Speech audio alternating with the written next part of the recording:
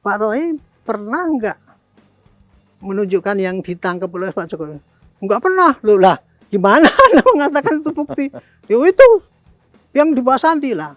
Saya bilang, yang dibawa Sandi, yang difoto itu yakin nggak kalau itu asli atau pasal? Lo kok salah ya? Salahkan Sandi dong. Dipanggil waktu klarifikasi ya masih. Nggak mau datang juga. Nggak mau datang. Ya. Dengan bangganya mereka mengatakan, ngapain saya dipanggil? Wong yang ditanyakan tidak cocok dengan apa yang saya alami. Apa yang dikerjakan oleh yang 3 orang ini itu termasuk dalam delik-delik ITE. Ya, Pak, 3 orang ini siapa nih, Pak? Tifa sama Roy Suryo sama Rismo. Ini kita di sini bukan membuktikan ijazahnya Pak Jokowi itu asli apa tidak. Sasarannya adalah apakah ini si Pak Roy ini fitnah atau bukan. Apakah benar sih ijazahnya Pak Jokowi itu palsu apa tidak? Apakah ini apa itu yang dituduhkan oleh ini bahwa itu menista atau tidak? Kan mesti dibuktikan ijazah aslinya dong. Betul. Disitulah yang saya harapkan ijazah Pak Jokowi itu nanti pasti akan muncul di situ.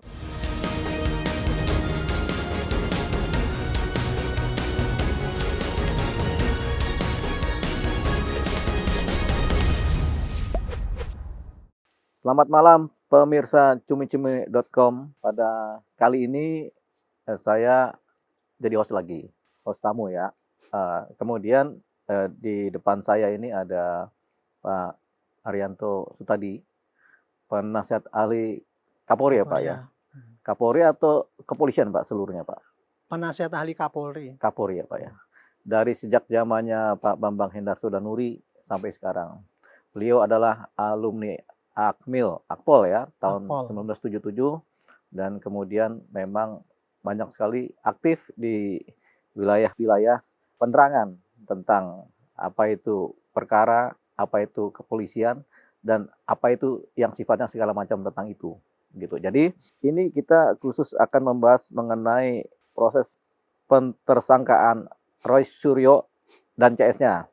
Kasusnya mengenai dugaan pencemaran nama baik ijazah palsu Jokowi ya, begitu ya. Jadi mereka mencemarkan seolah-olah Jokowi memiliki ijazah palsu begitu. Tapi mereka jadi tersangka. Nah, kita akan melihat ini secara lebih detail, mendengarkan pandangan-pandangan internal dan pandangan hukum dari Pak Arianto Sutadi. Ya begitu Pak ya. Karena Pak Arianto ini memang dari awal mengikuti perkara ini, kasus ini sampai sekarang ini. Jadi dari sejak mereka ribut-ribut, kemudian Jokowi melaporkan, Pak Arianto sudah menjadi narasumber yang valid dan terpercaya. Nah, berikut ini kita mungkin akan melihat ke belakang atau kita flashback apa sih yang sebenarnya terjadi pada waktu-waktu ketika laporan polisi dari Pak Jokowi ini jalankan dan kenapa dijalankan gitu. Nah, Pak Arianto bisa nggak kita mendengarkan cerita Pak Arianto kan memang mengikuti ini dari awal ya Pak ya? Ya, Bagaimana cerita asal mulanya Pak? Jadi saya ngikuti kasus ini agak intens ya, itu sejak kurang lebih bulan April. Ya. Tahun 2000. April 2025 ini. 2025. Itu karena itu kasus ini menjadi mencuat, itu karena Pak Jokowi kan waktu itu kan datang melaporkan ke Polda Metro bahwa beliau sudah nggak bisa tahan karena selama ini kan selalu dihinakan dan sebagainya, sehingga dibikinlah laporan polisi ke Polda Metro kalau nggak salah tanggal 12 atau berapa April itu. Nah itulah kasus itu jadi rame sekali. Tapi kasus ijazah palsu ini tuduhannya sudah mulai kurang lebih 2 tahun yang lalu, yaitu diantaranya dimulai daripada terbitnya buku Jokowi Undercover oleh Bambang dan sebagainya itu. Dan dia kan kalau nggak salah isinya bahwa itu mengatakan bahwa itu Jokowi itu nggak punya ijazah dan sebagainya itulah.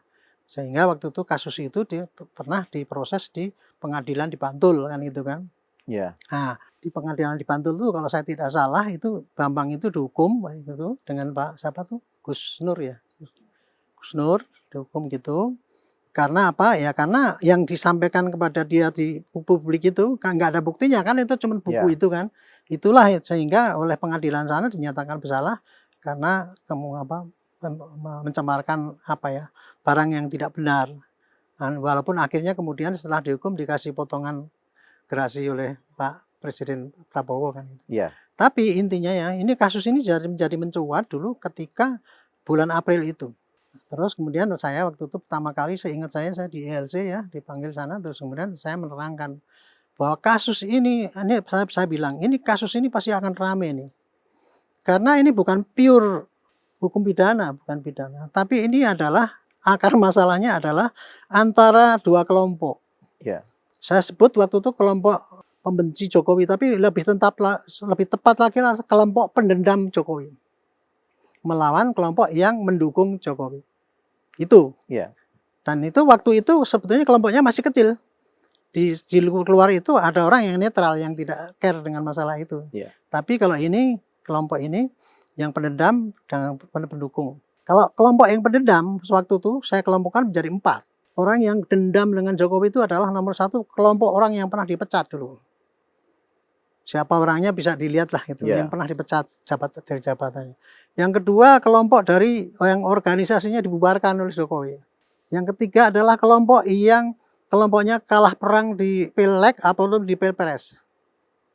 Dan yang keempat adalah kelompok dari Amerika ataupun Eropa yang membenci Jokowi. Kalau yang dari Amerika kan karena dibenci karena Freeport diambil, sehingga Amerika kan pasti mengirimkan intelijennya ke sini mau bikin kacau Indonesia.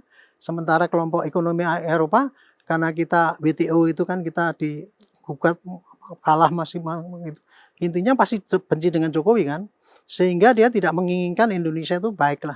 Itulah kelompok itu yang mencari-cari kesalahannya Jokowi dari sekarang kan gitu. 4 kelompok ini berkolaborasi mungkin atau saya tidak tahu. Tidak tahu, tapi diantaranya pasti itulah. Karena orang-orang yang muncul di situ yang tampil itu ada Roy Suryo, ada Hosinuddin, itu kan mewakili semua itu yang saya sebutkan itu tadi. Mungkin kalau lebih detail Pak Arihanto, Pak Roy Suryo itu mewakili kelompok yang dipecat atau? Kalau saya ya itu yang dia pernah jabat terus dipecat. Itu Pak kemudian Roy Suryo. Pak Roy Suryo kan. Ya. Terus kemudian yang pernah dihukum juga karena dia dulu bikin patung di Borobudur itu kan dia pernah dihukum juga. Ya. Ya itu kan pasti sakit hati dong. Ya sakit hati lah sama. Yang menghukum siapa? Pak Jokowi. Ya. Itu jadi saya waktu itu hanya pakai analisis sendiri. Berdasarkan dari pengalaman saya menangani semua kasus di Indonesia ya. Saya dari polisi mulai tahun 71 Pak. Jadi saya pengalaman cukup panjang dibandingkan dengan teman-teman itu kan mulai 77 ya. Saya mulai tahun 71 sudah Pak jadi Arihanto polisi. Dari tahun 71 sudah jadi polisi. Sudah jadi polisi tapi pangkat terbawah. Iya. Barada gitu. Jadi dan saya juga polisi tulen juga karena menangani di lapangan, bukan polisi yang cuma duduk-duduk di belakang meja jaga itu, ikut menangani kasus di lapangan di Madura saya dulu. Di Madura. Itu jadi dari itu, dan saya kalau melihat tugas polisi itu ya, saya tidak hanya tugas jaga, oke lah sekerjakan. Saya berpikir terus, polisi itu apa sih, tugas pokoknya apa? Kok polisi kayak gitu? Jadi apal Pak saya dengan tugas polisi yang baik maupun yang buruk, saya apal semua. Kemudian menganalisis masalah itu saya juga sudah terbiasa gitu. Makanya begitu ada kasus gini, saya dulu begitu dipanggil di ELC waktu itu saya terangkan begini. Kok kebetulan nggak tepat ya, sampai sekarang itu pas itu, nggak salah itu. Nah, itu. Nah, kemudian itu tadi dua kelompok yang saling pendendam dan pendukung ya. Nah, isunya adalah ijazah palsu. Yang satu, yang pendendam itu, dia mau kekeh bahwa Pak Jokowi itu adalah ijazahnya palsu. Tetapi dia cara membuktikannya dengan cara seakan-akan dia mengadakan penelitian. Dan inilah penelitian ini dia katakan ini palsu. Sementara yang mendukung kan dituduh ini palsu, dia mencari jalan lewat hukum, yaitu melaporkan kepada yang berwajib, yang itu waktu itu melaporkan bulan April itu yang melaporkan ke Polda. Pertama kali Pak Jokowi melaporkan dengan diwakili oleh beberapa pengacaranya gitu, tapi itu hanya yang dilaporkan adalah pencemaran karena gitu. Oke, sementara yang di luar sana itu dia gembar-gembor lewat medsos kemana-mana gini, semua menyatakan bahwa ini apa itu jasa Pak itu sudah pasti palsu. Saya melihat itu ya, wah ini kalau nggak saya memberikan penjelasan pada publik, kasihan publik. Saya sebagai penyidik kan bisa tahu Pak, kalau mengatakan ijazah itu palsu itu kan bagaimana prosedurnya, kan kita hafal kan itu caranya itu tidak asal tuduh aja. Nah, saya terpaksalah tampil ke publik itu memberikan penjelasan apa yang sebenarnya terjadi ini. Nah, dari kacamata saya begitu. Nah, terus kemudian sekarang kepada masalahnya yang dalam itu sehingga sekarang menjadi ramai sekali itu ya. Pak Roy kan mengadakan penelitian katanya gitu. Ya. Saya ini dokter dan sebagainya. Gini-gini saya meneliti, nggak boleh diganggu gugat. Respon juga gitu katanya gitu kan. Ini penelitian saya asli ini dan sebagainya itu. Tapi dia lupa ya. Kalau seorang sarjana ya, yang namanya meneliti itu kan ada disiplinnya tuh Pak. Sampelnya harus Betul. jelas. Yang diteliti metodenya bagaimana, hasilnya bagaimana. Dan kemudian kalau yang namanya penelitian, itu kan nggak perlu digambar-gemborkan kalau keluar. Ya. Masalahnya apa? Pengumuman dia dan dia itu menunjukkan bahwa ini apa itu jadi suatu semacam apa itu fitnah kan? Kalau itu nggak benar kan? Cara dia mengumumkan itu ijazah palsu itu, apalagi dia melaporkan Pak Jokowi ke Pak Barreskrim pertama kali dilaporkan, dia menggunakan ijazah palsu kan gitu dilaporkan. Yeah. Dengan diumumkan ke publik kan itu kan caranya ini melanggar hukum pidana itu. Cara dia menuduh bahwa ijazah palsu itu kan bukan hanya mencemarkan tapi juga termasuk juga menghasut kan, menghasut suatu hal yang nggak benar. Apalagi belakangan ini timbulnya adalah adili Jokowi kan gitu kan. Jadi ada hasutan, ada juga yang terpengaruh. Jadi itu tadi saya melihat setiap saya tampil di podcast ataupun di TV saya menjelaskan bahwa ini yang betul yang anunya begini duduk perkaranya gitu. Termasuk pertama kali itu pengacaranya, ini apa hukum kok diselundupkan? Karena anggota saya itu kan cuma mencemarkan nama. Kok kemudian diselundupkan pasal-pasal yang lain menghasut gitu. Jadi pengacaranya itu mereka. Saya bilang itulah gini Pak, di Indonesia itu hukum itu diatur. Orang berbuat apa itu di dalam pidana ada Pak. Jadi kalau ada orang menyampaikan ini Pak, itu pembohong, itu pencuri, ini tidak benar, itu namanya kan menghasut ataupun memfitnah dan itu kan ada pidananya kan gitu. Itulah yang dianggap bahwa itu Anda itu melanggar hukum. Jadi kalau polisi di Metro dilapori bahwa itu pencemaran, saya waktu itu langsung ngomong, ini polisi begitu nerima pencemarannya apa begini, kan ada rekaman-rekaman banyak. Dari rekaman itu kan bisa dibaca yang ini mencemarkan, yang ini namanya menghasut, ini namanya dan sebagainya. Pasti saya bilang bukan hanya pasal pencemaran itu nanti, pasti berkembang pada pasal-pasal yang lain. Proteslah itu yang namanya pengacara itu. Saya bilang waktu itu, nah itulah Anda pengacara, tapi menurut saya itu provokator, itu kan. Wah, itulah jadi rame terus itu. Rupanya mereka ya dengan gigihnya itu. Akhirnya saya sadar, udah nggak apa-apa lah. Ketika di satu TV saya sampaikan, dia kan cerita itu Pak Rismond tuh membuktikan ini Pak, penelitian begini, ini pakai istilah-istilah asing itulah saya bilang. Saya bilang, Pak Bapak yang Bapak terangkan itu semua tuh menurut saya itu bohong tuh Pak, saya bilang. Marah dia. Kenapa gitu bohong? Lawang itu kan jelas Pak, yang namanya penelitian Pak, menurut saya Pak membuktikan sesuatu itu Pak. Contoh yang paling gampang gini lah. Kalau kamu menggunakan uang palsu, kan nomor satu kan ini uang palsunya, kasihkan ke polisi, Pak ini uang palsu. Polisi akan membuktikan apa ini ada dengan yang asli apa tidak kan gitu. Betul. Nah, itu tidak yang dikerjakan oleh mereka sampai sekarang.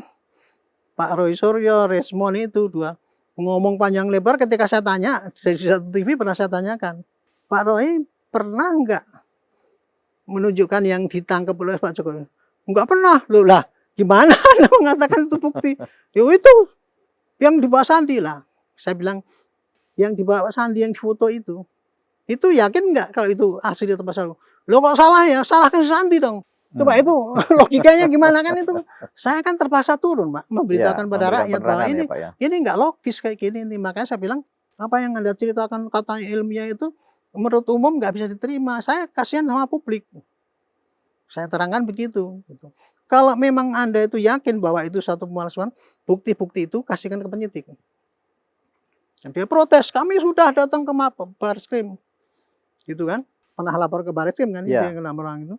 Bahwa Pak Jokowi itu ngomongnya dia sudah memberikan bukti-bukti lengkap. Saya bilang waktu itu, Pak, kalau memang Bapak itu memberikan bukti lengkap dan kemudian Barreskrim kemarin mengumumkan bahwa itu tidak identik apa ini dan sebagainya. Dia kan protes keras ngomong di mana. Nuntut aja gelar perkara Pak, saya bilang itu. Dituruti oleh Barreskrim. Jalanlah gelar perkara. Gelar perkara jalan. Saya bilang besok ya Pak ya, kalau gelar perkara, Anda datang, saya bilang itu. Karena gelar perkara itu memberikan kesempatan kepada Bapak untuk menyampaikan bukti-bukti supaya nanti masuk di dalam penyidikan, nanti dibandingkan di pengadilan apakah ini benar apa tidak. Ya. Oke, dia datang. Ternyata yang dibawa yang nggak ada apa-apanya Pak. Yang dibawa cuma cerita-cerita itu tadi seperti yang di itu kan. Diputer-puter lagi. Diputer-puter cuma ngomong gitu. Terus kemudian ketika sini bawa ahlinya itu yang di debat itu Pak Risman kan ini kan digital kok pakai teknik ini. Wah, itu malah mereka mengatakan itu ahli apa? Timbul lagi sekarang konflik baru lagi. Ini adalah Pak Rismon itu dianggap sebagai peneliti yang abal-abal ya, bukan dokternya, nggak gombal gitu. Ya. Yang sini juga sama juga ini katanya gitu. Jadi makin lebar anunya. Makin melebar dan kemudian perdebatan di publik itu makin dalam itu. Dan yang saya khawatir karena apa? Makin banyak orang percaya bahwa terhasut lah ya Pak. Terhasut bahwa itu adalah memang betul-betul palsu gitu. Bagaimana saya nggak miris ya? Teman saya seorang profesor. Saya tanyakan, saya cerita itu kan mengenai gini. Pak, menurut saya itu jasanya Pak Jokowi itu palsu. Lalu kenapa? Fotonya beda. Coba profesor. Melihat dari foto ya. Ngomong, lupa. Itu foto itu kan itu foto dari fotokopi. Ya. Bukan dari ijazah yang diambil dari Pak Jokowi yang dibilang palsu, kemudian difoto inilah fotonya. Gitu. Enggak, itu kan dari itu tadi fotokopi itu. Profesor saja, dan itu profesor di lingkungan polisi loh Pak. Terpengaruh. Nah, itu kan saya bisa bayangkan yang di lapangan bagaimana kan gitu. Yang orang awamnya bagaimana? Iya, orang awam. Nah, sampai sekarang akhirnya yang tadi saya bilang hanya kelompok pendukung dengan pembenci itu jadi melebar kan. Kelompok yang ikut-ikutan pro dan kontra. Nah, disinilah saya agak protes dengan Mahkamah Konstitusi. Kan pernah mengatakan Pak, ya. Yang namanya kegaduhan itu kalau cuma di medsos, itu tidak termasuk di dalam kegaduhan yang di dalam pidana itu. Dalam hukum gitu pidana. Kan. Nah, tapi kalau sekarang saya tanya, kegaduhan yang dipikirkan oleh mereka itu apakah sudah ada belum di lapangan? Sudah ada yang ngurutuk ke rumahnya Pak Jokowi, kemudian kan itu kegaduhan. Betul. Sudah kegaduhan yang terjadi. Iya, fisiknya sudah kelihatan. Iya, harusnya kan dikategorikan sebagai masuk itu kan, pidana. Iya, kan. Pidana. Itu kan. Oke, itulah saya di situ makanya saya di dalam penerangan itu saya memberikan penjelasan inilah yang terjadi. Dan kemudian sebagai gampangnya ya bahwa ini untuk apakah ini untuk menentukan ini pidana atau tidak, saya sudah sampaikan pada publik juga. Oke lah, sekarang kita lihat ya. Yang sekarang mengenai penafsiran antara memfitnah, mencemarkan dan sebagainya itu memang pasal karet kan, tergantung dari penafsiran. Betul. 10 orang sarjana beda-beda kan gitu. Nah, polisi sekarang sebagai penyidik pasti nanti dia akan nyari saksi ahli Pak. Ahli untuk menentukan itu ahli ya, keterangan ahli. Keterangan ahli. Ahli pada bidangnya masing-masing. Dan betul kan akhirnya Polda Metro kan untuk kasus yang di Polda Metro itu waktu itu ya itu sudah mengundang 12 saksi atau berapa. Dan ahli Pak ya. Ahlinya 20. Sekarang ini ahlinya 22 apa berapa itu kemarin. Ya. Saksinya ada 112. Dan barang buktinya seperti dulu saya katakan nanti ya ini kalau kasus ini disidangkan pasti kayak kasus korupsi itu yang tebalnya 1 meter itu saya bilang. Ternyata betul Pak. Kemarin itu dulu ngomong sama saya laporannya ada 500 alat bukti. Kemarin 712. Ketika menang kan lebih dari para cukup kan itu kan. Nah, jadi saya bilang jangan disangsikan bahwa itu penafsiran bahwa ini suatu penghasutan apa enggak, hanya penyidik yang mengambil kesimpulan, salahkan nanti saksi ahli itu kan. Nanti itu tergantung daripada jaksa yang menilai dan kemudian hakim yang akan memutuskan. Alhamdulillah Pak yang selama ini kan gara-gara itu terkatung-katung kasusnya kan jadi melebar Pak. Iya. Apalagi dengan statement bahwa katanya ini gak lama ada lagi Pak Jokowi menyebutkan itu karena ada orang besar di belakangnya. Nah tapi tambah lagi kan sekarang. Dan kemudian isunya juga merembet. Dulu itu pertama kali kalau Pak Roy itu kan menunjukkan ijazahnya palsu. Begitu ijazah palsu itu dikonter dengan keterangan Gajah Mada bahwa itu clear. Ya. Kan kalau memang ijazah itu kan kayak gitu Pak prosedurnya ya. Nggak usah diperdebatkan lagi. Tapi celakanya sekarang itu masih diperdebatkan oleh para ahli pun. Bahkan teman saya sendiri beda juga pendapat dengan saya. Nggak bisa itu. Polisi menentukan itu jasa asli apa tidak. Coba musing apa enggak itu. Gara-gara ini tadi. Nah, itu tadi. Sampai ada profesor yang mengatakan itu enggak, itu harusnya diajukan ke petun dan sebagainya itu. Padahal ini kasus ini kan dua-duanya kan pidana.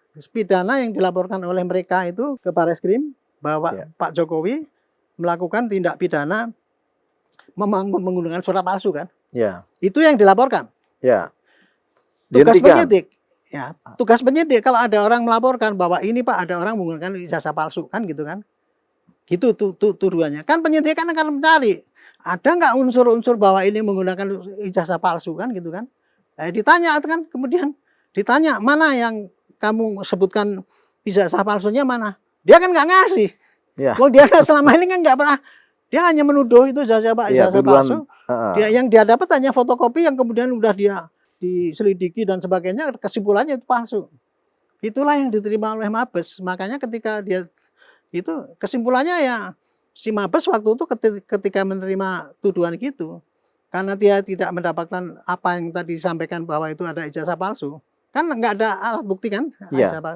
Tapi kemudian untuk menentukan apakah itu asli apa tidak, Mabes sudah tanya ke Gama. Nah, pertanyaan yang Gajah diajukan Mada, ke ya. Gama aja gini, Pak, apakah Pak Jokowi ini berijazah dari Gajah Mada?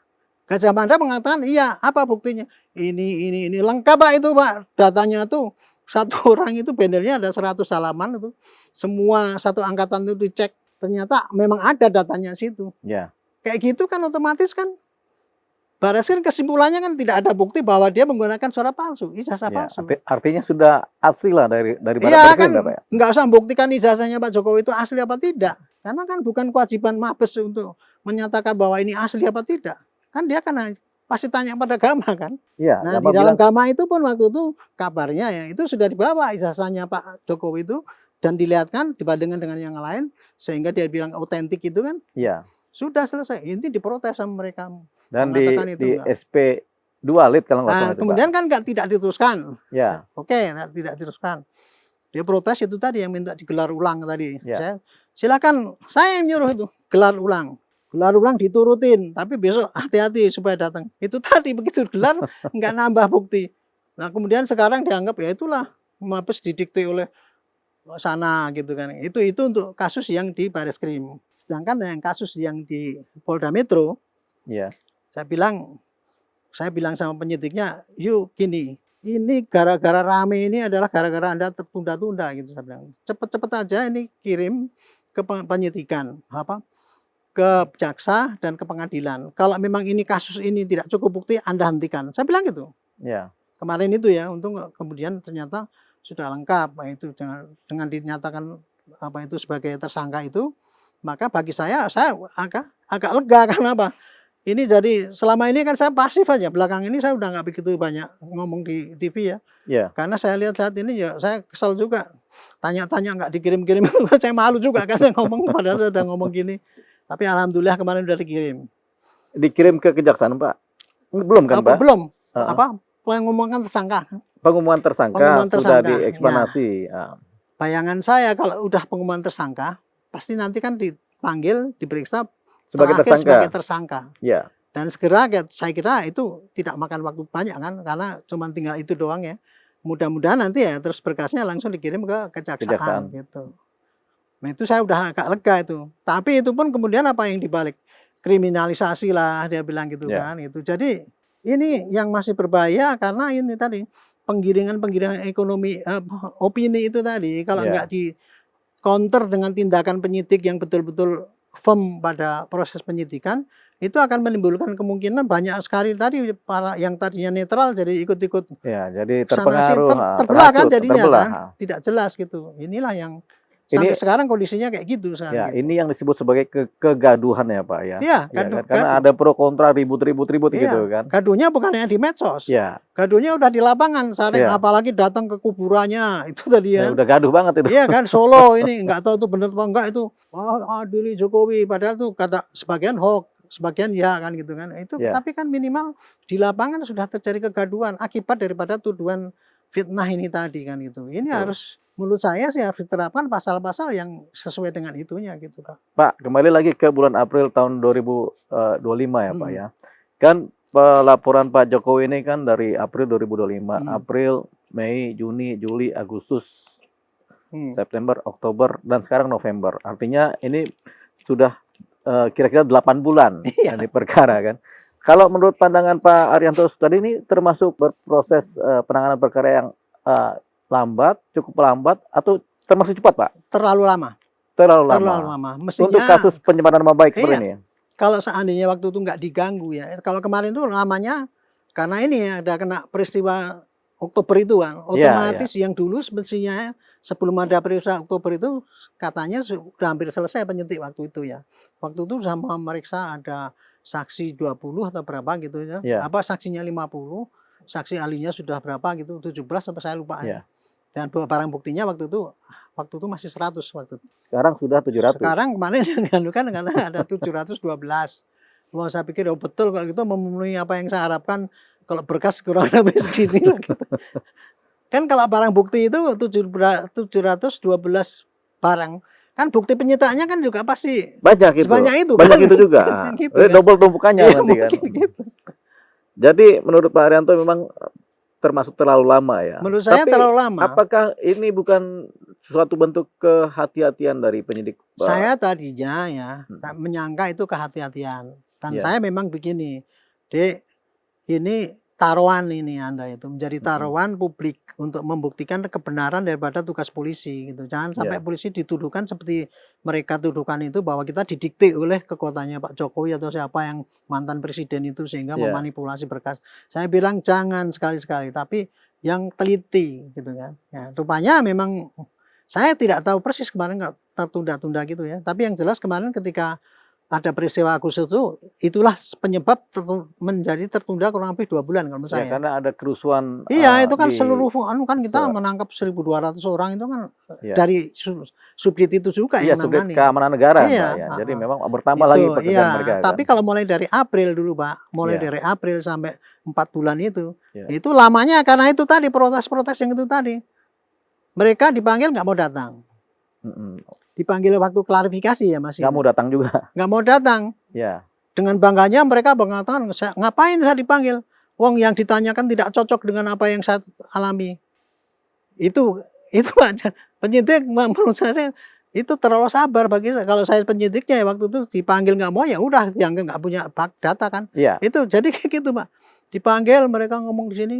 Saya datang sana ditanya tanggal sini tahu nggak? Saya kan nggak ngerti kasus itu. Kan laporannya kan cuma gini Pak. Betul. Ya. Tanggal segini ada kejadian-kejadian, apakah mungkin ditanyakan klarifikasi gitu. Dengan bangganya mereka, kan itu saya bilang, saya sampaikan pada mereka.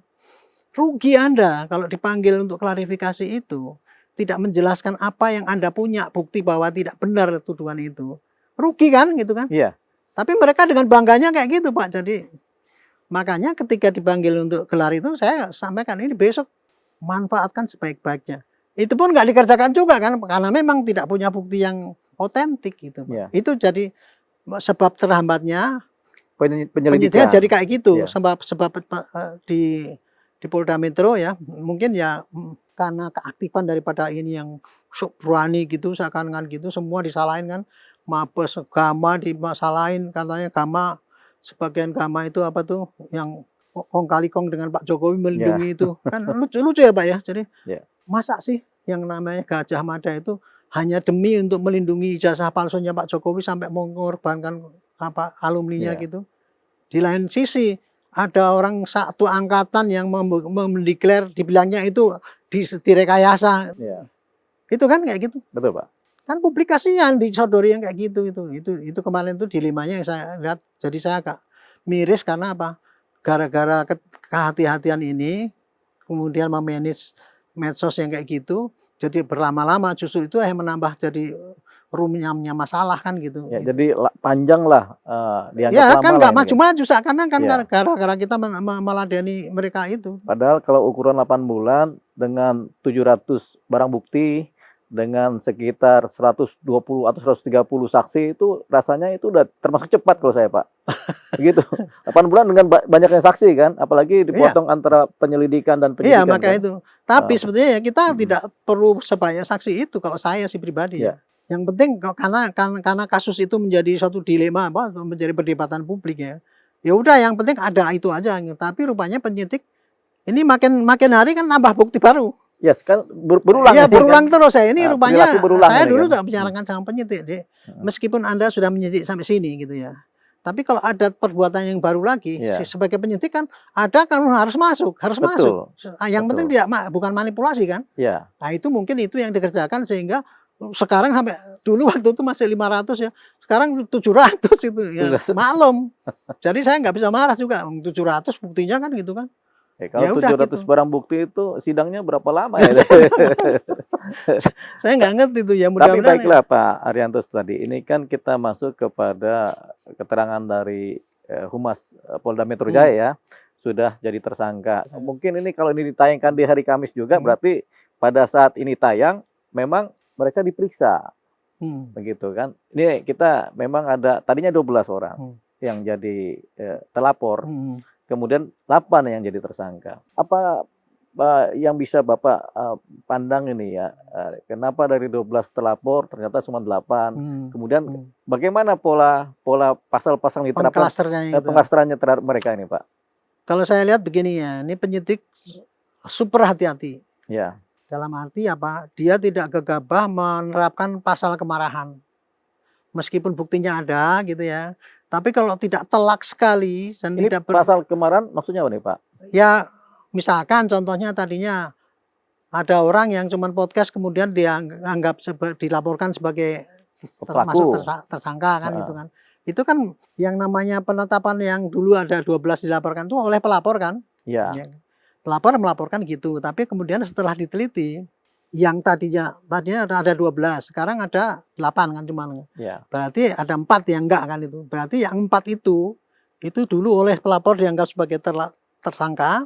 Iya, terlapor. Tapi setelah dicari buktinya dari bukti yang 712 sama saksi yang 100 itu yang 4 ini kok mungkin nggak kuat sekali alat buktinya. Ya. Sehingga dia tidak ditetapkan jadi tersangka gitu, masih dalam klaster ini gitu. Ya. Itu kan apa, keputusan kayak gitu kan diskresi penyidik kan? Penyidik, betul. Ya.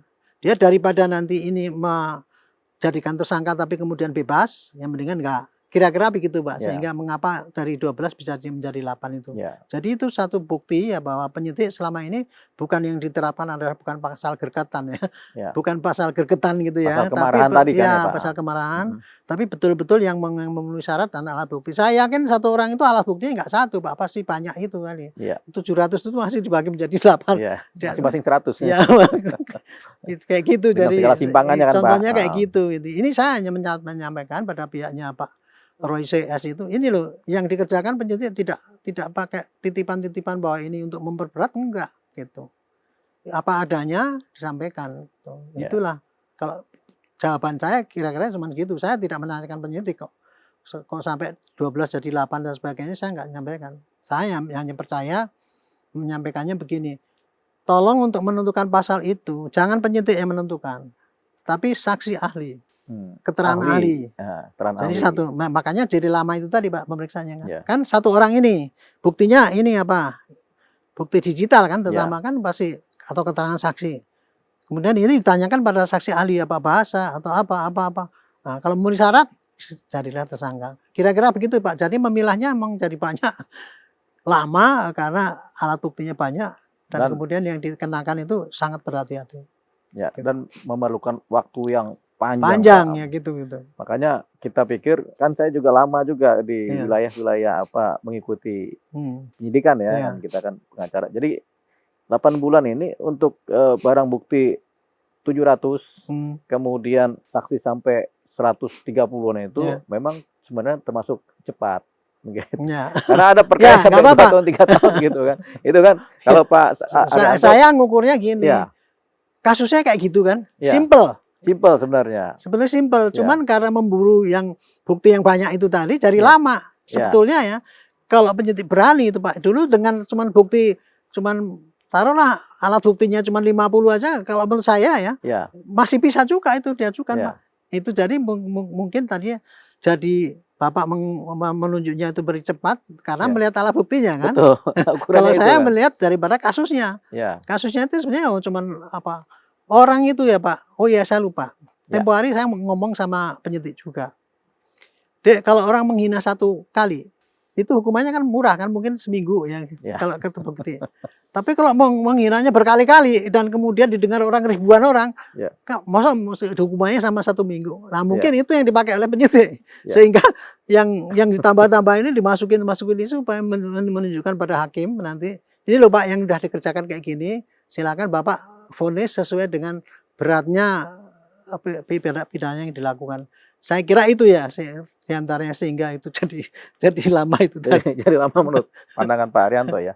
Pak, ini kan 8 ya yang kemudian jadi tersangka. Mungkin Bapak karena paham banget di ilmu kepolisian juga kan, bisa nggak mungkin dapatkan pola klaster dari 8 tersangka ini, siapa berbuat apanya, kemudian yang kedua pasal-pasalnya Pak. Ini kan kalau masyarakat awam kan nggak begitu paham ini pasalnya seperti apa nih kan, taunya pencemaran nama baik aja kan. Tapi mungkin ada pendalaman mengenai pasal dan keterkaitan. Mohon maaf ya, saya kebetulan tadi saya baca pengumuman dari Bareskrim, ya. Tapi saya tidak mencatat. Tapi saya hanya melihat saripatinya. Klaster yang 1 sampai 5 itu hanya dikenakan pasal-pasal KUHP. Iya. KUHP yang bunyinya pencemaran ataupun penistaan kalau nggak salah. Ya. Pasalnya saya lupa, tapi sehingga ancaman hukumannya itu rendah kan, cuma 6 tahun atau berapa tuh. Ya. Ada yang kurang. Yang 1 sampai 5 itu ancamannya rendah. Ya. Ya gitu. Tapi kalau yang 3 ya. Yang 3. Kan 3 ya, 3 sama 5 kan. Klaster 5 dan klaster 3. Yang 3 itu di samping yang ini tadi, KUHP yang ini tadi. Ya. Ini ada yang pasal ITE. Undang-undang ITE. Karena di Undang-Undang ITE itu pasalnya cukup berat Pak, ancaman hukumannya gitu kan. Di atas 5 tahun ke atas. Ada ke atas gitu. Nah terus yang di ITE itu adalah karena yang 3 ini perbuatannya termasuk yang tergolong alat buktinya ada dengan penyalahgunaan ITE itu Pak. Ya. Unsur penyalahgunaan ITE-nya ada di situ. Sedangkan kalau yang 5 ini tadi, dia kan cuma ikut-ikut rapat. Ya. Ikut-ikut apa itu kira-kira rekaman lah dia ikut-ikut gantung Jokowi mungkin begitu kayak gitu mungkin ya. Saya nggak ngerti itu, tapi yang jelas itu pasti klasternya begitu. Kalau yang karena ini ikut kalau Pak Kapolda kan mengatakan mengedit itu yang mereka tidak terima bahwa itu dianggap itu wah itu nggak gitu kan. Ya. Nah itu pasti dilihat dari apa yang dikerjakan oleh yang 3 orang ini itu termasuk dalam delik-delik ITE. Ya Pak, 3 orang ini siapa nih Pak? Tifa sama Roy Suryo sama Rismon. 3 nih. Ya, itulah yang bikin buku itu kan. Ya, buku putih itu kan. Buktinya kan buku itu kan. Buku itu kan dari editing itu semua itu kan. Ya. Dia kan tekniknya kan dia sebutkan teknik menurut apa, metafora atau apa saya nggak ngerti itu macam-macam lah gitu kan. Itu kan teknik editing daripada digital, bahan digital kan gitu. Nah, itulah itu sehingga dan ini menentukan ini masuk ITE. Saya yakin bukan penyidik Pak, mesti keterangan ahli yang mengatakan ahli, itu. Ya. Itu kesimpulan dari keterangan ahli itulah. Jadi pengklasteran itu tadi ya, itu berdasarkan dari keterangan ahli.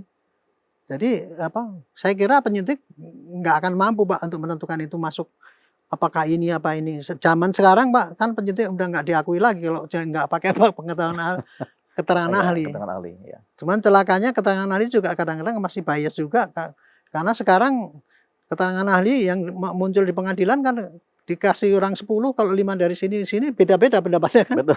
Ya, itulah risiko daripada ini Pak, hukum pidana sekarang ini menurut saya. Ini sekalian juga ya, itu seperti ujaran kebencian. Apakah itu nista apa tidak, apakah boleh sebagai penyampaian kebebasan pendapat. Itu mesti direvisi kembali itu Pak. Harus ada kriteria lah Pak, yang ini termasuk dalam fitnah, ini termasuk sebagai pengucapan pendapat, harus ada itu. Sekarang kan enggak diserahkan pada para saksi ahli. Saksi ahlinya beda-beda. Kan itu menunjukkan bahwa undang-undang itu kan mestinya nggak boleh multitafsir kan Pak. Betul, itu harusnya ini kasus ini ya. Saya kira ada jadi bahan kajian para pembuat hukum itu Pak. Ya. Mengenai itu tadi pencemaran nama, kemudian penistaan, kemudian ujaran kebencian, terus kemudian heboh itu tadi mesti di restruktur kembali Pak supaya polisi tidak bingung dan tidak undang-undangnya Pak. Undang-undangnya harus dirubah. KUHP-nya Pak. Iya. Baik. Jadi undang-undang bukan KUHP, undang-undang ITE-nya lagi itu masuk. Juga. Jadi kisi-kisinya harus lebih jelas sehingga penafsirannya penyidik di lapangan punya pedoman. contoh ya yang paling gampang gini.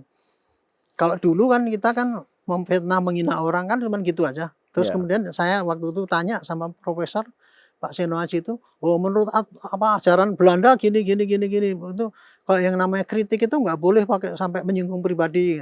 Kan ada aturannya. Ya. Tapi kan nggak ada di undang-undang ya Pak. Ya. Itu mestinya undang-undang baru menurut saya sebutkan di aturan tambahannya itu yang termasuk ini antara lain misalnya begini-begini sehingga kan memudahkan para penyidik untuk menentukan pasal-pasal kan. Ya. Ini kalau saya pengalaman ini ya akibat kerancuan inilah makanya terjadi mereka tuh ngotot saya dikriminalisasi, polisi mengatakan itu undang-undangannya aja gitu Ya. itu. Jadi saya pikir kejadian yang di lapangan itu harus menjadikan peringatan daripada pemerintah ya itu untuk memperbaiki jangan sampai aparat kita itu rakyat kita tuh jadi benturan gara-gara kayak gitu kan. Ya. Gitu. Karena kekaburan undang-undang ya Pak Ya, dalam penerapannya ya Pak. Iya. Kembali ke 5 tersangka yang mungkin kita nggak usah sebut namanya Pak, dengan klaster yang kedua 3 tersangka Pak. Ini kan pas yang satu KUHP umum, yang 5 ini kan, yang 3 ini kan KUHP dan Undang-Undang ITE. Ya. Yang berat kan ini. Setahu saya gitu. Iya, kan kita juga baca juga dari keterangan dari Polda ya, gitu. Nah, ketika pasal-pasal yang KUHP umum kan rata-rata kan di bawah 4 tahun ini Pak, ancam hukumannya. Sehingga ya ini yang 5 kemungkinan tidak ditahan. Ya. Nah yang 3 ini gimana Pak? Karena ada pasal-pasal yang pemberatan ini Pak. Saya tahu. Kalau kita ini pakai nanti tinggal lihat ya bagaimana ininya, gini diperiksanya kayak gimana gitu. Seperti apa? Estimate saya. Perkiraan. Estimate saya. Kalau mereka itu kooperatif, datang kan kemudian tidak macam-macam, tidak ini menghujat-hujat lagi gitu-gitu. Kemungkinan dia diperiksa setelah cukup jadikan tersangka gitu ya. Dilepas lagi. Mungkin dilepas lagi, ada kemungkinan. Karena gini, yang namanya penahanan itu ya, itu kan syaratnya subjektifnya. Penyidik. Tidak penyidik yang menentukan kan? Iya, betul. Satu tidak melarikan diri. Kan gitu kan? Ya. Yang kedua tidak mengulangi perbuatannya. Yang ketiga tidak menghilangkan barang bukti. Yang terakhir tidak menyulitkan penyidikan kan gitu kan. Kurang lebih minimal 4 itu ya. Kalau ancaman hukumannya udah cukup kan itu. Nah, tinggal ini yang saya khawatirkan. Yang tengah apanya itu, Pak? Yang saya khawatirkan yang ini. Yang mengulangi itu masalah itu kan gitu. Dia mungkin dijamin nggak akan lari. Oke lah, udah jelas kalau lari kemanapun gampang lah, itu manusianya gampang tangkap gitu. Tapi kalau terus menghilangkan barang bukti berlebih kan nggak akan hilang kan. Nggak bakal hilang. Mungkin malah nambah ya. Malah nambah. Gitu. Nah, yang itu Pak, yang apa? Menyulitkan penyidikan ya tidak, udah selesai kan, tinggal kirim. Yang satu itu ada yang penting. Yang satu itu aja, makanya saya tinggal lihat kalau mereka tuh kooperatif ya, diperiksa. Oke ya, begini. Mereka diem aja. Habis itu diem, mungkin mereka nggak akan ditahan. Tapi kan sampai hari ini juga mereka masih ribut aja Pak. Kan belum diancam oleh penyidik, diperiksa kan akan ditanya. Pasti mengatakan kamu gini, kamu mengakui apa enggak, kamu gini. Kalau dia nggak mengakui, saya dikriminalisasi, ya kalau saya jadi penyidik ya ditahan. Ditahan ya. Itu perkiraannya. Saya tidak pertimbangannya kurang lebih kayak gitulah. Tingkat pertama itu perkiraan. Iya. Tapi kalau mereka kemudian besok nggak ditahan, baru keluar dari pintu apa Polda, baru keluar dari pintu Dirkrim mereka sudah ngoceh ke media kan. Ya itu tergantung dari penyidik. Ya. Tinggal penyidik berani nggak melaksanakan teorinya itu. Itu ada saya bilang itu kewenangannya. Karena yang kewenangan itu kan itu subjektif itu pada penyidik gitu. Ya kalau begitu saya bisa menganalisa Pak dari apa yang Bapak paparkan, kemungkinan besar itu satu kunci itu memang mengunci Pak. Gitu. Jadi sehingga kemungkinan besar yang 3 ditahan ini Pak. Tapi itu saya kalau ngomong itu ditahan, nanti sangkanya saya mempengaruhi. Saya penasihat ahli Kapolri mempengaruhi mereka disuruh Pak Jokowi. Nanti kayak gitu. Kalau saya kan selalu menerangkan itu secara teoritis ya. Objektif itulah kalau penyidik itu kan menahan tuh pasti ada pertimbangannya objektif Pak, bukan subjektif karena subjektif itu subjektif dalam arti penilaian dia terhadap tersangka itu bukan subjektif dia punya pesanan dari itu gitu kan gitu. Baik. Ini ilmu kira-kira kan Pak, kan boleh beda-beda. Bapak sebagai orang umum boleh. Saya karena masalahnya saya penasihat ahli disangkanya nanti saya berpengaruh. Enggak, itu pun saya selama ini hanya ngomong menyarankan tidak mendikte gitu. Itu penyidikan independen kan gitu Pak. Betul Pak. Bapak yang memaparkan, saya yang konklusinya Pak. Baik. Ini kemudian setelah pentersangkaan, kemudian proses berikutnya adalah memeriksa ulang ya sebagai Ya. tersangka ya. Setelah ini selesai, kan tentunya ada yang namanya pemberkasan. Entah ditahan atau entah tidak, ada yang namanya pemberkasan sampai kepada titik kemudian segera diajukan ke wilayah kejaksaan untuk dianalisa. Ya. Apakah bisa P21 atau belum, enggak kan gitu. begitu. Jadi ini berapa lama waktunya Pak? Kalau yang biasanya kalau secara ini untuk pemberkasan itu ya, ya, itu saya juga nggak bisa mengatakan. Kemarin itu saya pikir kan cepat, ternyata kan buktinya ada segitu. Apakah yang kemarin itu segitu sudah diberkas, sudah ada resumenya, dan kemudian sudah tinggal nambah ini, apa harus diulang lagi, apa membuat resume lagi, itu saya nggak bisa mengatakan itu ya. Tapi yang jelas kemungkinan tidak akan lama ya, karena kan itu hanya administratif aja kan. Jadi kalau toh terjadi pengetikan ulang kan, sekarang udah pakai komputer kan, jadi gampang kan itu. Itu untuk satu, untuk pemberkasan itu. Nah, kalau untuk kejaksaan, saya lupa lagi ya tuh. Kejaksaan dikasih waktu berapa, seminggu atau 2 minggu ya untuk meneliti 14 hari, itu. Pak. 14 hari ya. Nanti oleh kejaksaan akan dikirimkan kepada penyidik lagi, apakah P18 atau P19 atau bisa langsung P21, bisa saja kayak gitu. Betul. Tapi saya sudah nyarankan sebaiknya penyidik itu dulu ketika awal daripada ini lebih baik berkoordinasi seperti rencana KUHP kan gitu ya Pak ya. Kalau untuk mempercepat suatu kasus yang menjadi atensi itu, penyidik sebaiknya tuh sudah berkoordinasi dengan JPU ketika awal mengirim SPDP gitu. Supaya nanti kalau kurang ini langsung jaksa ngasih tahu, sehingga itu menghemat gitu. Itu saya kira semangat KUHP yang baru kayak gitu. Ini nggak tahu besok gitu. Tergantung daripada itu, kalau penyidik itu bisa menyatakan dan jaksanya juga setuju, artinya tidak ada muatan politik. Sorry ya, saya mengatakan kalau kemudian ada pesanan itu, ya mungkin jadi susah juga itu. Itu karena ini kasus politik kan? Iya kan? Kan ini kasus politik kan, bukan kasus hanya pencemaran biasa. Yang kelihatan kan satu pidana umum kan, yang kelihatan gitu. Tapi begitu melihat lamanya ini kan gitu kan, jadi, saya mengatakan dari tadi ya pertama, ini antara sengketa antara orang yang pro dan kontra, kan itu kan? Ya.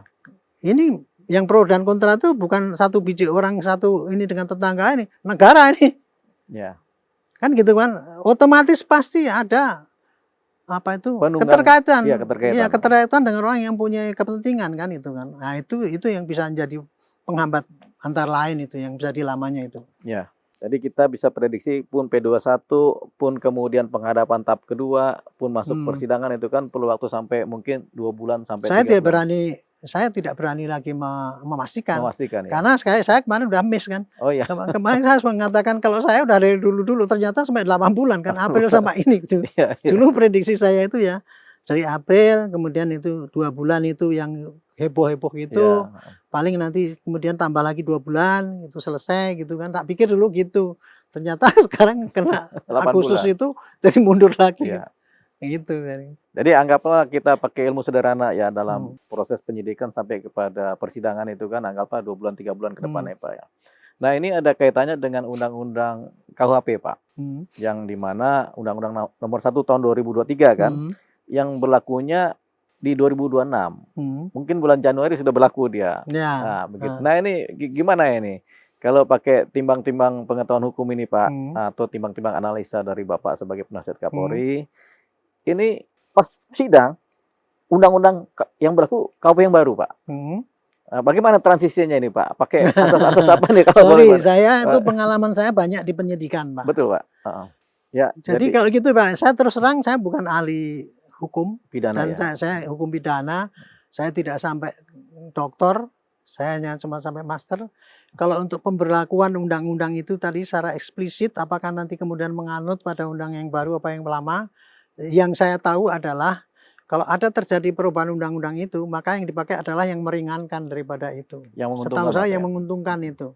Jadi mana yang memberatkan pasti nggak akan dipakai itu. Ya. Kira-kira yang setahu saya seperti itu. Berarti tambahnya yang akan dipakai KUHP yang lama dengan undang-undang ITE-nya. Saya kira itu. Ya, karena memang kejadiannya kan memang kejadian saat ini. Ini kan hanya masalah peradilannya ya gitu. Betul. Ya. Jadi pemirsa cumi-cumi.com sudah kita dapati pemahaman-pemahaman yang jelas dari Pak Arianto tadi mengenai perkaranya Roy Suryo CS ini.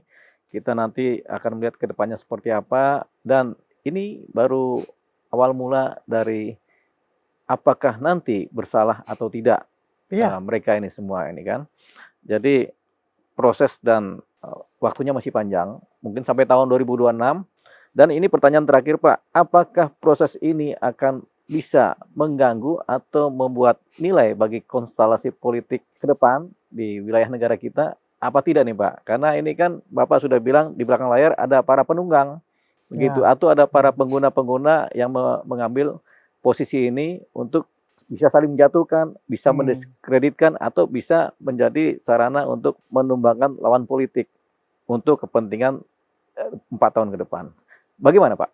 Kalau pendapat saya ya, ini tergantung daripada aparat penegak hukum yang menangani kasus ini. Kalau dia tidak terpengaruh dengan orang-orang yang di belakang yang mempunyai kepentingan ini perkara ini ya apa melihat daripada kalau proses-proses peradilan yang seperti yang kemarin-kemarin itu ya. Iya, Karena ini di sini kan pembuktiannya kan cuma simpel. Artinya tidak ada yang bersengketa karena cuma antara bukti digital dengan perilaku yang dituduhkan kan gitu kan. iya, Kalau seperti kemarin itu, seperti contoh kasus Sambo itu kan. Kan kita kan mesti menggali saksi ini siapa yang berniat kan susah banget itu iya, kan. Bertele-tele panjang banget kan itu kan. Iya enggak? iya, Kalau ini menurut saya kan cuman buktinya ada gini, kemudian cuman masalahnya tuh kalau tersangkanya mudah-mudahan nggak terlalu banyak ya. Cuman dikit aja yang diperiksa itu. Sehingga kan cuman ini buktinya, kemudian diperiksa bahwa ini buktinya memang betul bukan manipulasi, kemudian ya sanggahannya seperti ini, saya kira prosesnya kayaknya ya bayangan saya tidak begitu panjang, walaupun barang buktinya itu banyak itu. Kan iya, barang buktinya kan cuman ini aja ya, barang digital mengenai rekaman-rekaman yang ada itu kan kurang iya, lebih cuman gitu doang, nggak ada lagi yang dipersengketakan.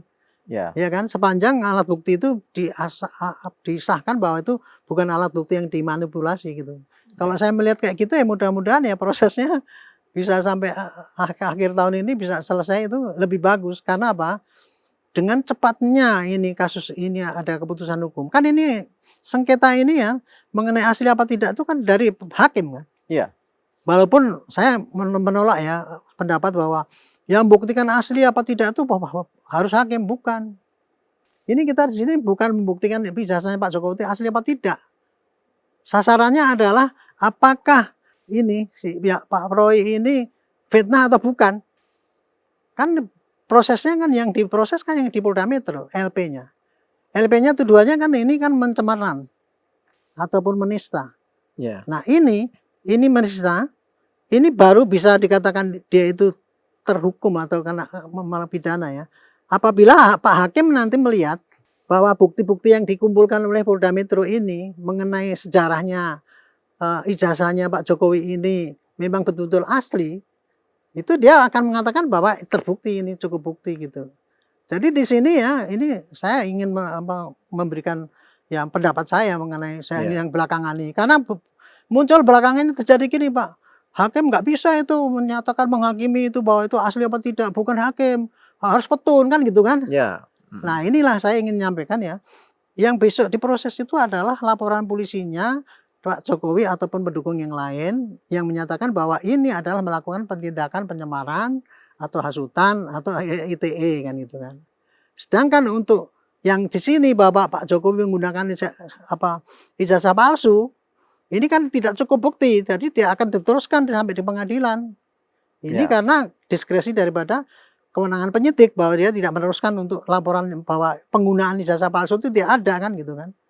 Nah kalau yang di sini karena ini tidak ada putusan pengadilan kan, hakim pasti akan melihat yang sidang di iya, sini itu iya, akan melihat Pak proses apakah benar sih ijazahnya Pak Jokowi itu palsu apa tidak, apakah ini apa itu yang dituduhkan oleh ini bahwa itu menista apa tidak, kan mesti dibuktikan ijazah aslinya dong. betul. Disitulah yang saya harapkan ijazah Pak Jokowi itu nanti pasti akan muncul di situ. Pasti muncul Ini Pak, ya muncul sebagai kan? barang bukti kan? Ya sebagai barang bukti dan kemudian di saksi Gama pasti dipanggil saksi dari Gama, Iya, dari KPU, dari ini semua pasti akan dipanggil. Nah ini jadi jadi lama itu Pak untuk membuktikan yang keabsahan ini asli apa tidak Ya, itu ya. ijazah. Untuk memberikan keyakinan pada hakim bahwa ini ijazah ini asli apa tidak itu butuh waktu lama juga kan, karena saksinya kan banyak kan. KPU, Gama, kemudian siapa lagi teman-temannya yang satu angkatan itu pasti dipanggil itu Pak datang. Nah, kalau yang masalah penistaan dan sebagainya itu cuma membuktikannya antara bukti digital itu dengan yang bersangkutan. Sepanjang ini bukti digital bukan manipulasi, saya kira tidak bertentangan lah, saya kira. Ya, jadi saya nggak bisa memprediksi itu, takut keliru lagi. Tapi intinya kalau aparat itu betul-betul bersih, pekerjaannya profesional, itu ya tidak akan makan lama, tidak perlu terlalu lama lah gitu. Ya. Karena ini bukan suatu yang pelik kok, itu mudah kok pembuktiannya gitu. Ya, pemirsa Cumi-Cumi, sudah cukup terang disampaikan oleh Pak Arianto tadi mengenai kronologis kasusnya Roy Suryo CS ini, kemudian apa-apa yang menjadi landasan penyidik bekerja juga sudah disampaikan. Makanya Pak Arianto bilang ini lama, tapi kalau kita setelah mendengar ini, kita bilang ini masih cepat nih kerjanya polisi kan gitu. Perbedaan pandangan biasa. Saya lega kalau dengan itu Pak. Saya soalnya nggak enak dengan publik ya. Iya. Saya dulu mengatakan ini cepat ini selesai kok. Enggak, ini cuma ngomong doang ini Pak. Benar saya tahu. Pak, ini karena terakhir ada yang pro kontra nih Pak. Ini bagaimana Bapak kemudian bisa memberikan masukan-masukan kepada masyarakat yang pro maupun yang kontra dengan? Iya, jadi ini ya. Kita harapkan datang diperiksa dengan lengkap dan kemudian penyidik menentukan sikap kapan proses ini, apakah mau diteruskan atau mau dihentikan, karena ini sudah menjadikan tersangka ya, pasti akan dilengkapi dengan pemberkasan kan gitu kan. Dan dari pemberkasan itu masih ada tahap lagi nih, jaksa oke enggak dengan itu kan gitu kan. Kalau jaksa menolak pasti akan P19 dan kemudian kita ditambahin lagi bukti-bukti yang ada. Tetapi apabila jaksa menerima ya tinggal jaksa nanti dipersidangkan gitu. Jadi saya harapkan ya para pemirsa itu kita monitor saja Pak tadi, dan jangan mempercayai pada satu pihak dulu lah. Kita hilangkan dulu tuduhan-tuduhan itu, karena ini ya kasus ini sebenarnya bikin 3 orang itu tadi, 4 orang tadi Pak yang ada di belakang. Itu tadi yang sebetulnya berkepentingan untuk bikin kita tuh diadu domba itu. Kita ini sebagai orang yang diadu domba di lapangan gitu loh Pak. Jadi saya ingin menyadarkan bahwa kita jangan terbuai ya dengan hasutan-hasutan yang dibikin dari kelompoknya Pak Roy ataupun dari kelompoknya pendukung Pak Jokowi itu. Kita netral aja, diam dengan baik ya, menunggu keputusan itu, jangan ikut terbawa emosi gitu ya. Nanti akan ketahuan mana yang benar mana yang salah. Tapi yang jelas kita yang seperti ini yang membuat adalah orang yang di belakang itu tadi. Yang saya katakan bahwa ini kasus bukan pidana. Ini hanya alat kita tuh hanya wayang aja ini. 4 instrumen pelaku di belakang layar Pak ya. Ya, itu yang bikin kita supaya gaduh terus itu. Saya nggak nyebut siapa ya, tapi saya nggak akan mungkin Pak nggak ada orang yang mengendalikan ini Pak. Gitu masalahnya. Tapi kisi-kisi yang sudah disebut di awal. Itu antara orang yang benci sama orang yang pro itu tadi. Tapi yang jelas ya orang yang benci dengan Pak Jokowi itu supaya ini namanya dignity-nya Pak Jokowi jatuh. Tapi yang dikorbankan kan rakyat. Betul. Itu jadi kita jangan sampai jadi korban adu domba oleh orang-orang yang di belakang kita yang tidak ingin merdeka Indonesia itu maju ya, bersaing dengan luar negeri. Tetapi kita tuh hancur gara-gara yang kayak gini yang remeh-temeh. Menurut saya ini nggak ada kita rugi membahas kayak gini ini nggak ada habisnya, terus kemudian ngotot-ngototan itu saling menuduh, apalagi kalau baca itu ya. Komen-komen saya kasihan tuh mereka. Itulah akibat mungkin karena kurangnya penjelasan ya yang jelas. Saya kira itu pesan saya. Terima kasih Pak Arianto Sutadi dan terima kasih penonton cumi-cumi.com yang sudah menonton sampai akhir acara ini. Terima kasih. Terima kasih sudah menonton. Jangan lupa like, komen, share dan subscribe video cumi-cumi.com.